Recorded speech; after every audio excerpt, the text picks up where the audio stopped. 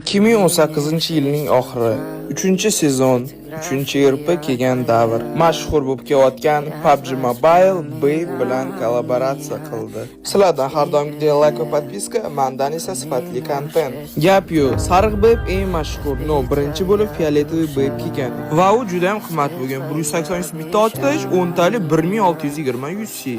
Fioletoviy Babe ham atak legenda. PUBG Mobile community Babe'ni juda yaxshi kutib olganligi uchun 1 yildan keyin yana bir bor kollaboratsiya qilishdi va bu safar endi sariq rangli Babe PUBG Mobile'da eng mashhur kiyimlardan biri. O'sha payt gelik kostyumizatsiya qilib rozыгрыш qilishgan edi. Endilikda bizni keysda Babe popkasi, skоворodka, beysbolka va qora rangli Babe futbolkasi ham bor edi.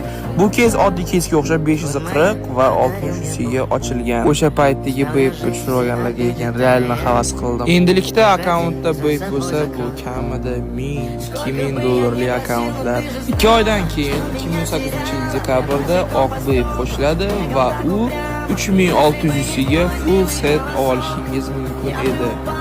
Menimcha bu eng qimmat kiyimlar eng arzon narxda berilgan Babe'lar ichida menga eng yoqadigani bu oq rangli Babe bo'ladi.